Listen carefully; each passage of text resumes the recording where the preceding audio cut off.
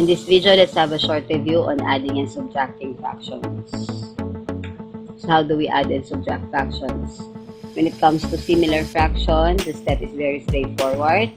It's just as simple as we add or subtract the numerators and copy the denominators.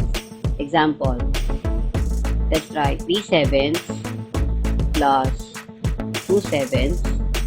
So that is the same as 3 plus 2 for the numerator, that is 5, and copy the denominator. 5 sevenths is already in its lowest term, so this is already the answer. Next, 7 tenths minus 3 tenths. So 7 minus 3 is 4. Copy the denominator, 10. 4 tenths can still be expressed into its lowest term. The GCF is 2, so 4 divided by 2 is 2, and 10 divided by 2 is 5. So the answer is 2/5. Another example, let's try 3 and 1/5 plus 2 and 4/5. So we are trying to add mixed numbers. Mixed numbers meaning my whole number part and my fractional part. So simple lang, let's just add the whole numbers. 3 plus 2, we have 5. And then we add the fractional part, 1/5 and 4/5. So since similar naman yung fraction, add the numerators. 1 plus 4, that is 5, and copy the denominator. 5/5 is equal to 1. So that is 5 plus 1, which will give us the final answer, whole number 6. Another example, let's try 1 and 1/3 minus 2/3. Let's try to express first the mixed number 1 and 1/3 into an improper fraction para mas madali natin siyang masubtract. So we are just going to multiply the denominator by the whole number and add the numerator. So that is 3 times 1 plus 1.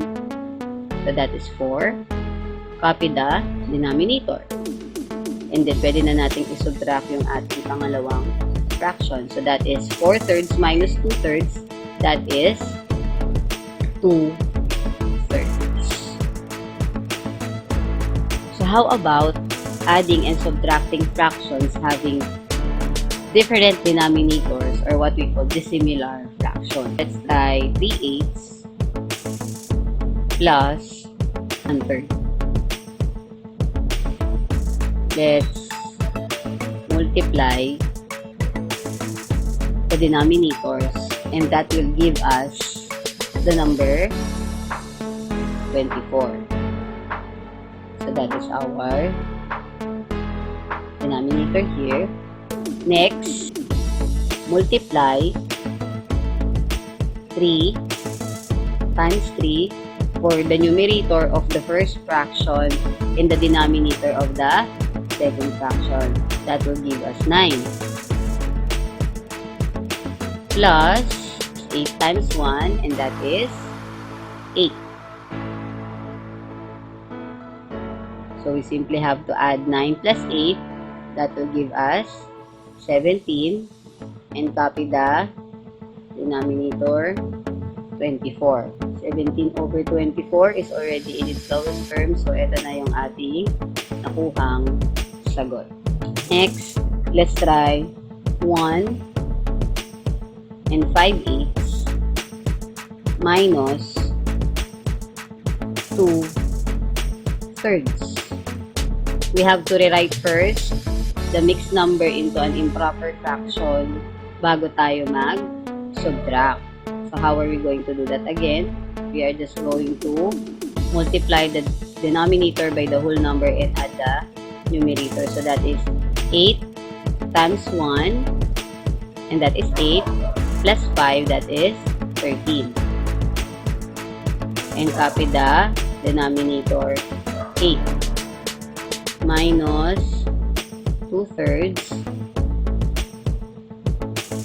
Multiply natin yung 8 and 3, and that will give us 24. 13 times 3, and that will give us 39. Next, 8 times 2, and that will give us 16. So 39 minus 16 is 23.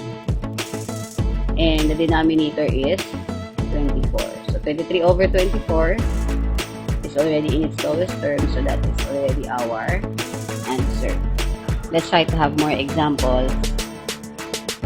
Let's try 3/4 plus 2/5.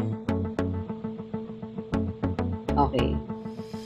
Ibang way naman ang gamitin natin sa kanya. Actually, dito, ang gagawin lang natin is almost the same yung ginawa natin kanina, but with a different way of writing the solution.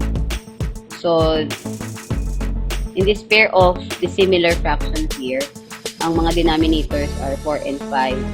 So, i-multiply natin yung both fraction doon sa denominator no kasama yung fraction. So, ano ibig sabihin nun? So, let's say for example, 3/4. I-multiply natin siya sa denominator ng isang fraction, and that is 5. Si 2/5 naman, i-multiply natin siya sa denominator ng naunang fraction, which is 4. So, ano mangyayari dyan? We have to multiply the numbers. 3 times 5 sa taas dito. 3 times 5, we have 15. And sa denominator, 4 times 5, we have 20. Plus, kabila, 2 times 4 is 8. 5 times 4 is 20. This will give us the answer 23 over 20,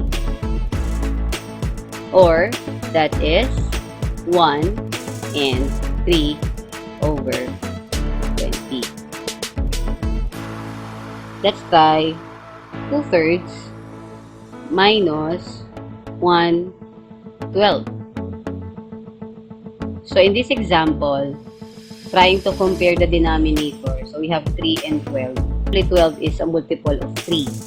So meaning 12 is already our LCM or LCD. Ang na lang nating i-rename or i-write is yung 2/3. In the first fraction, 2/3 is multiplied by a number. Samantalang yung pangalawang fraction, 1/12, hindi na natin kailangang i-rename. Para ma-rename natin yung first fraction na 2/3 and maging 12 yung kanyang denominator, we are going to multiply the first fraction by 4. 2 times 4, that is 8. 3 times 4, and that is 12. So 8/12 minus 1/12, that will give us 7/12. That's it. Thank you.